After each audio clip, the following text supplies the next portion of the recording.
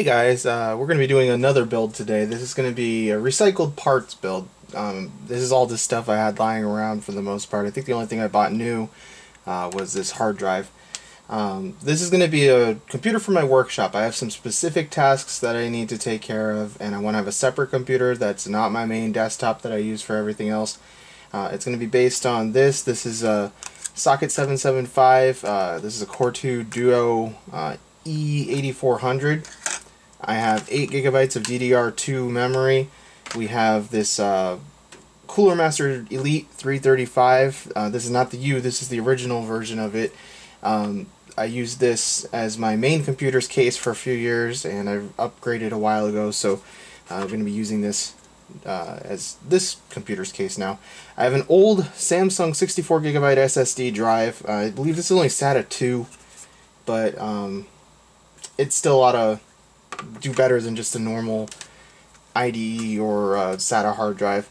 We need a floppy disk drive for this particular computer because I do need to make boot disks for some of my older Windows 98 and stuff based computers, so I wanted to have that available. The motherboard that we're going to be using is a Gigabyte EP45-UD3LR. I have 160 gigabyte Western Digital hard drive. I bought a bunch of these on eBay. They were like $20 each, so I think I bought around 10 of them because I like to have smaller drives for specific tasks. This is just going to be for certain applications to be installed on, and that's it. This case still has a cheap Cooler Master. I believe it's like a 550 or 500 watt power supply in it. It's the original one that came with this. When I took my nicer Corsair power supply out, I put the old one back in. We have a IDE DVD burner here. It's a light-on one. And then I have, I was originally going to put these in my main computer, but I decided to put them in this instead. These are some old Vantech hot swappable drive bays. Two of them are serial ATA, one is IDE. I don't think they're actually technically hot swappable, but they're easy swappable. This way I won't have to open up the case every time I want to put a drive in for doing backups and stuff.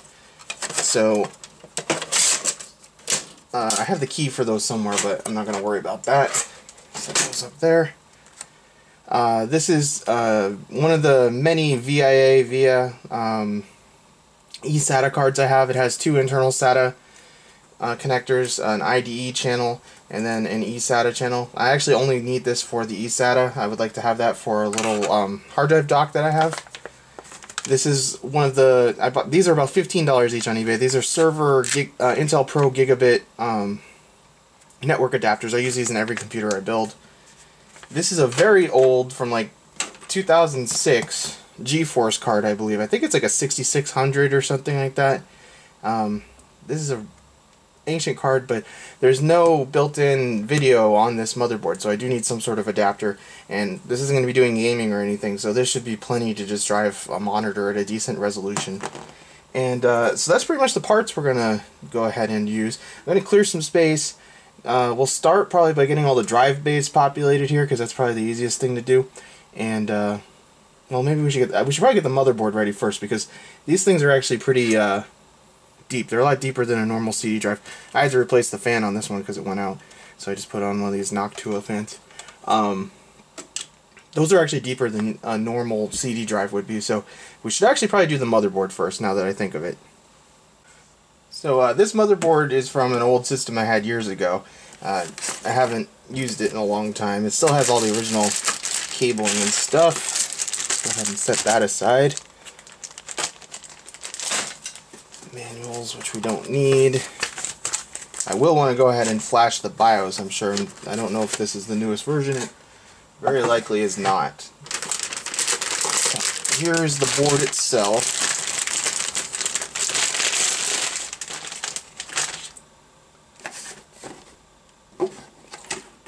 So as you can see, it's fairly standard even with a modern board. It's got 4 PCI Express 1 channel, and then I think that's only an 8 PC. No, it's 16. That is a 16. And then we have 2 PCI slots. It's got 4 DDR2 RAM slots. Unfortunately, it's not DDR3. I wish it was. It would probably go a little bit better. We have our CPU. Like I said, there's no built-in video, but we do have PS2 ports for the mouse, optical, and coax for audio, some USB ports. It has built-in Ethernet, but I never used the built-in Ethernet. I think it's a Realtek controller, and it has built-in audio as well, which we probably actually will use on this, even though it's a bench computer. Sometimes I like to have music on out in my workshop when I'm doing stuff. So as far as this goes, this is our CPU. Like I said, we're going to go ahead and I remember these 775 boards. You really have to pull this out a long way, the little latching arm. But there we go. And this doesn't work quite like the 1150s or anything like that. I think it folds up this way. There we go. And if we look here, I don't see the notch, but we'll see some notches in the actual socket itself. You probably won't really be able to see from your angle, but there's 2 notches there. If you look on the CPU, there are 2 notches here. Basically, they just align that way. Just drop it in. I believe this cover should pop off like on a... Yep. Alright, so that's our CPU installed. We're going to go with the stock cooler. This has actually never been used. I don't know if this thermal compound is good, but we'll try it with that stock thermal compound, I guess. It's been sitting for a long time. So this works pretty much a lot like the 1155s and 1150 CPU coolers. It just has the plastic push pins. It does have this metal base, and it's actually a thicker heatsink than you'd get on those newer processors. But it installs in exactly the same way. So let's go ahead and position it.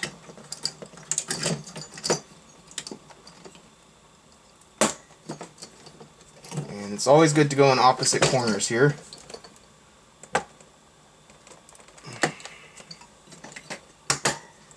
That did not go. There we go. This has a lot more tension on it than the more modern ones, I would say.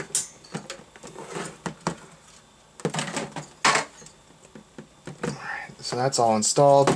Our CPU fan header, I almost said hand header. CPU fan header is right here. That's why we'll plug that in. Well, we have good access to everything.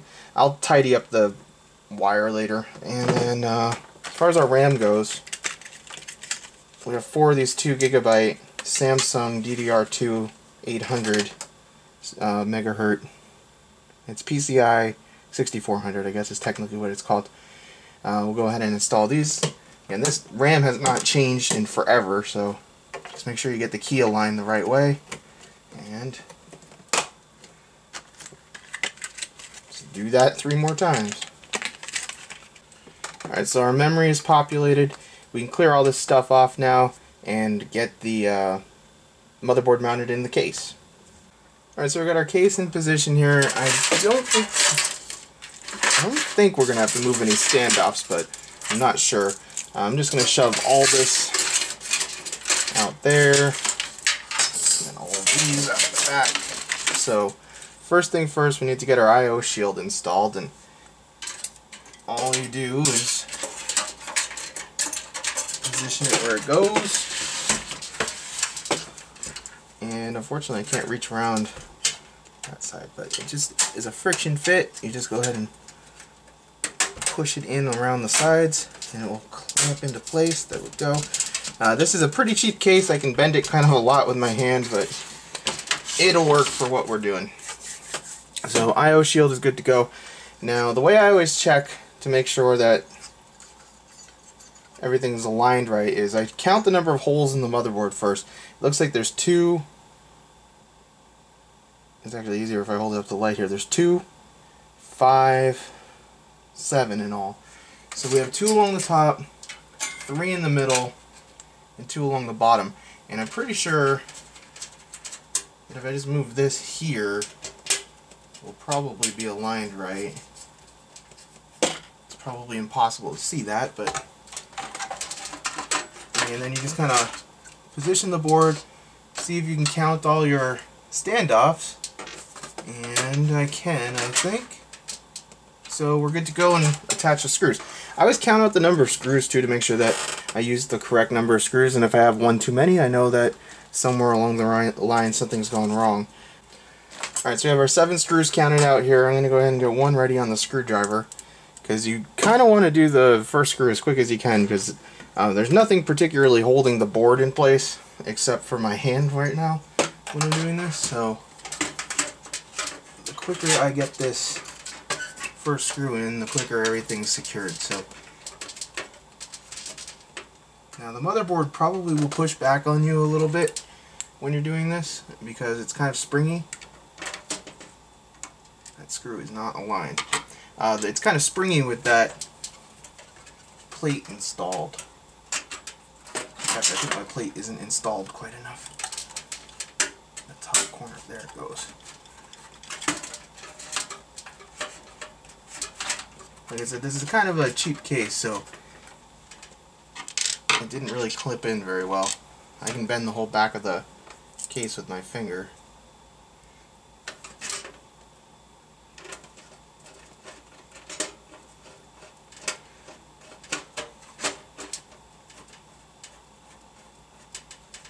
Alright, so now that we got that first standoff started, you don't want to tighten it down all the way because we probably will have to shift the board around a little bit. Once you get a couple in, you can just start tightening them down, but let's go ahead. And you don't want to tighten these so much that you damage the board. They don't have to be ridiculously tight. They just have to be there to hold the board in. To snug them really is all it takes. So that's 4. I believe we still have the tricky one in between this memory module. This is where you really do need a magnetic screwdriver to do this sort of stuff. It's really hard without one.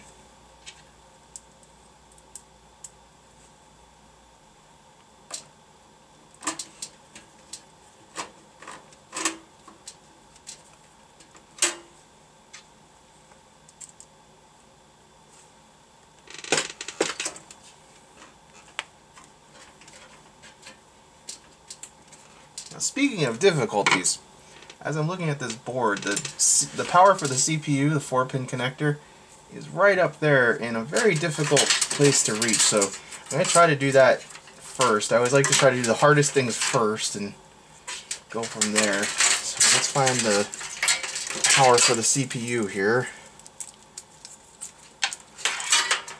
And it looks like we have the 2 plug one, so just grab one of them. And hopefully the wire will be stiff enough to kind of get it started.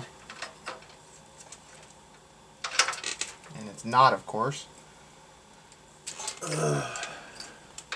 There we go. That was not as bad as I expected. So we're not worrying about cable management of any sort right yet. I do want to shove all these drive power cables and stuff out of the way. And we might as well do the 24-pin.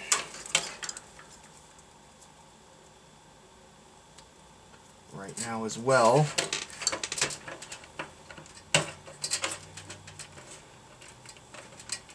That didn't really click, but I guess it's in place because I can't pull it off. Alright, so we'll have to just bundle this up somehow like that, but I'll do all the zip tying last. Now, I probably want to do my front panel connectors next, just because they're probably the next most difficult thing just to see. And it'll be easier while there's more light in here. So that's USB and audio. We'll set those aside for now. Looks like the front pin connector is right there, and it's kind of labeled, but very hard to see from here. So I'm going to have to change my angle here. I'm not going to record this because I have to get all up close to it. I don't have very good eyesight, so be right back. Okay, so we took care of all the connectors on the board. I did the USB and all the front panel stuff.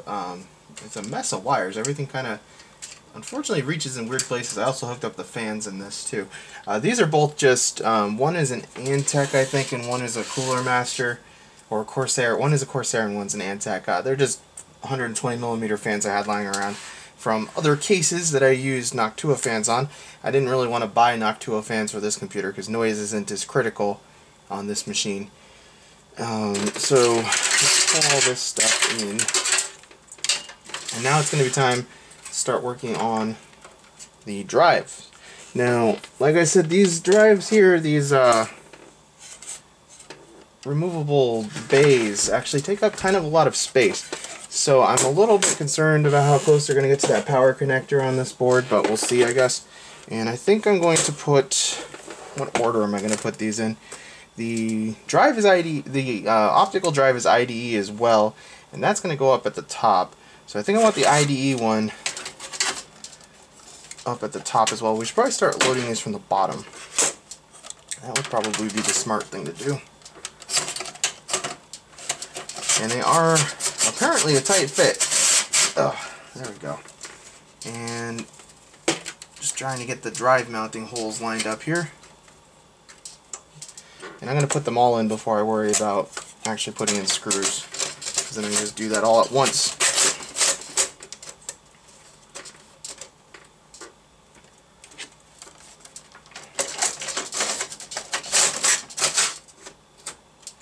Cool beans. And lastly, our optical drive. And so that's pretty much how it's going to look. Of course, I haven't secured any of that stuff yet. Let's get the floppy drive out too. I'm just going to go down the whole line and do screws on both sides while I'm at it. And that's that. Get our SATA drive out here.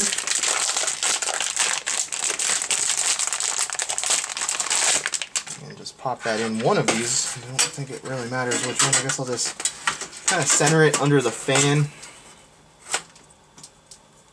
because that will probably be one of the warmer components of the computer. So that's where that's going to go. And then as far as our SSD drive goes, I have this adapter. I have to figure out which way the adapter actually needs to mount. I think those two closest holes. I'm just trying to make sure that the hole pattern is the same. Alright, so I think it needs to mount in this way. So slide it until you can see those drive holes, and then it just has these, they're pretty much just the same screws you'd use in a CD-ROM drive. Attach this to the adapter. So I'm going to just go up the whole line here and get everything installed, and then we'll deal with wiring it all up. Alright, so we got our drives all more or less good to go here, so I'm going to bust out some of my SATA cables. I need 4 SATA cables and 1 IDE and 1 floppy. And I happen to have 3 SATA cables right handy here, so we can find a 4th.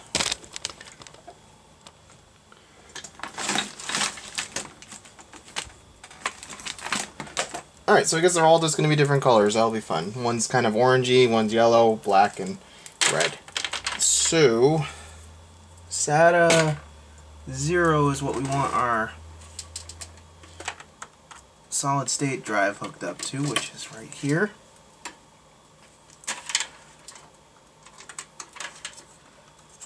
And I think I actually have to use a flat one, because I can't get that 90-degree angle in there quite right. So we'll use, I like this color one. And actually there's 2 of those yellow ones we'll use to, we'll do orange, orangey yellow, and the little tab usually goes down.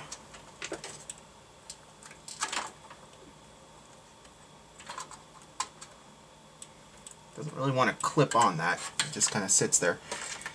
And let's figure out our power cables too. So we have Molex with some SATA. These all, even though these are SATA drives, the enclosures actually take Molex power. So this one has 3 Molex and 1 floppy, which actually works out pretty perfectly. So we'll run this going down like this.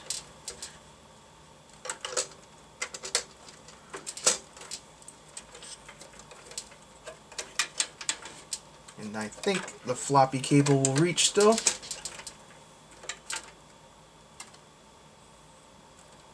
It looks like it. Alright, cool. So we have power for all of this stuff. We need... This has 2 SATA, so this will work for down here. I want to run it this way. We'll just have to tuck this Molex power up in there and get it out of the way. Alright, so that gives us power for everything there. And then lastly, the CD drive has just a Molex connector on it, so I'll try to get this untangled. There we go. Use our last Molex connector. Now hopefully the power supply is going to be able to power all this. I think it will. But I guess we'll find that out later. So actually I have two of these yellow ones, and I think I'm going to use the two yellows. Are they going to be long enough? Yeah, they'll be long enough. For the drives, the removable drives, that is.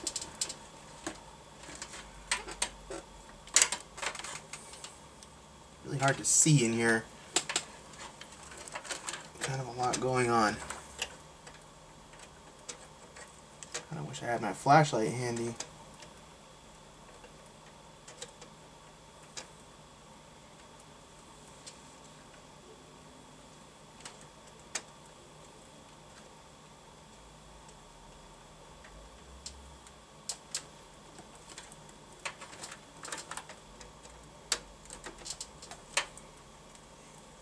So those actually go on upside down, which is confusing of what a normal drive would. Just to add a little bit of confusion to my day, I suppose. Now, cable management in this case is not exactly possible in a good way, so I'll do my best, but I'm not going to worry too much. So this needs to go facing up, which is unusual. Then again, these are kind of unusual drive.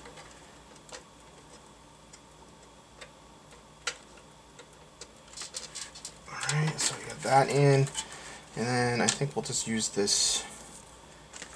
Is this black one gonna be? Actually, no, we're done with SATA, aren't we? No, we have that regular hard drive still. So I think we'll use this black one for that. Well, we'll use the red one because it's really short. And I'm actually going to switch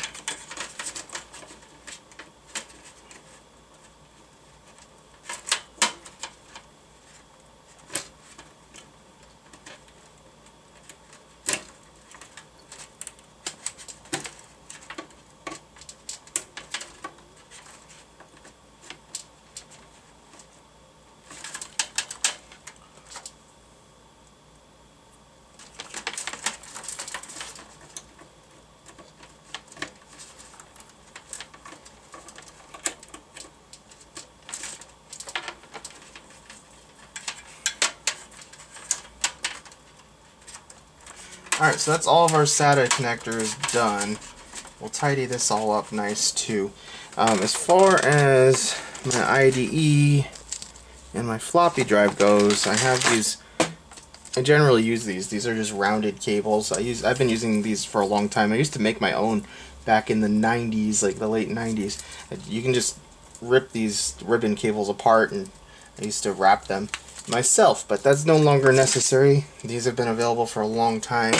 So our floppy connector is buried right in there. Looks like it's keyed that way. This is a tight space to be working in here.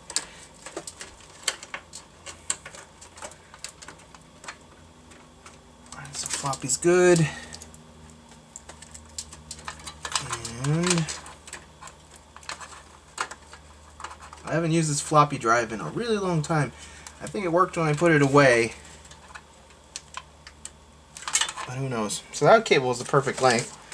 IDE, unfortunately, is pretty far down on this board under all these SATA cables, so it's probably going to be best to route this kind of towards the back side of the case. So I think I'm going to come in behind these SATA cables like this, plug it in here.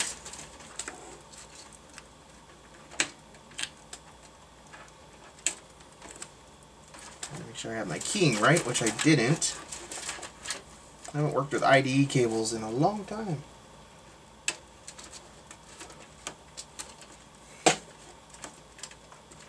Takes a lot of force.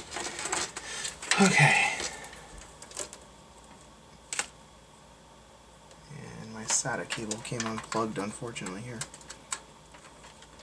So did the power, darn it.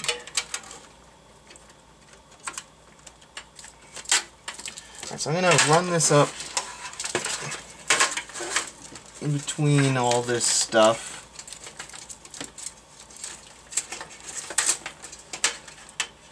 And try to not get caught on anything. We're good. There's very little space to force this in here.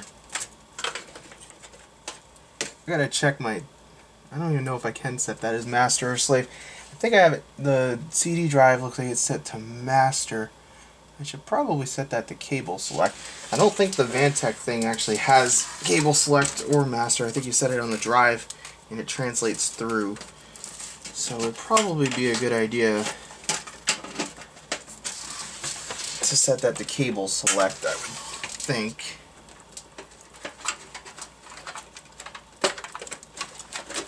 Now we'll just leave it like it is.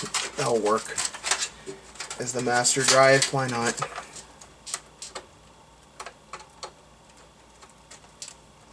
And it's impossible for me to show what's happening in here. Alright, so we got that on, and the ribbon cable looks like it is going to be just long enough. So that's good news.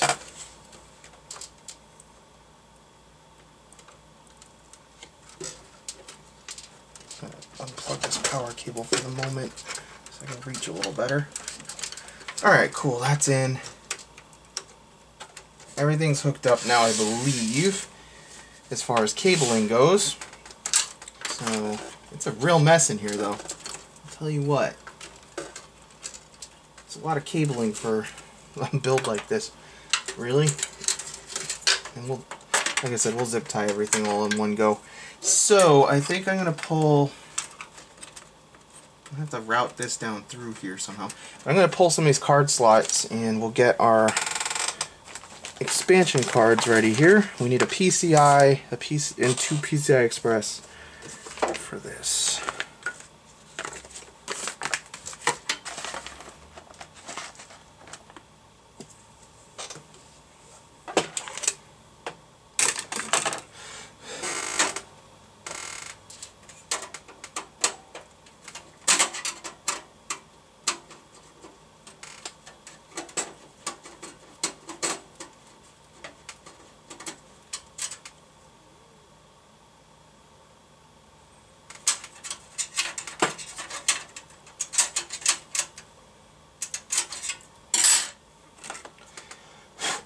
Alright, so we're going to get this video adapter in first of all, since it's the biggest and the most pain in the butt like. I think I'm going to run this underneath this audio connector. And to get this extra audio connector out of the way, we'll zip tie that up for sure. I don't want that flopping around on the top of this video card. Alright, so that's good to go. My little expansion slot cover, because we're going to have to put that back.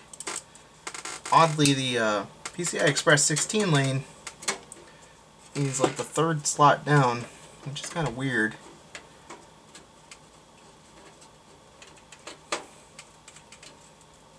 So we're not going to be putting any cards above this, so I'm just going to put this cover back.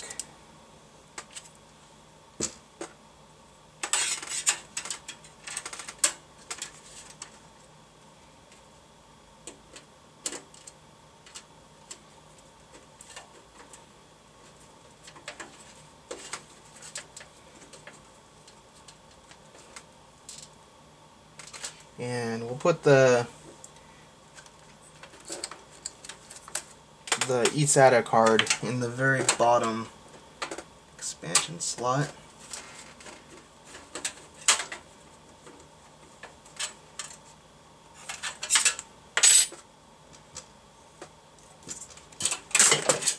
And I just dropped my screwdriver, yay!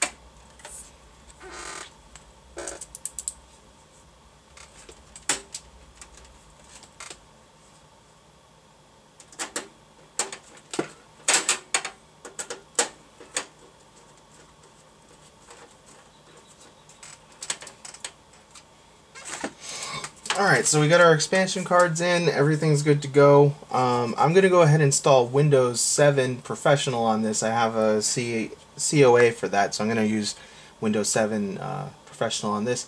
And I'll be back when we actually are in the system.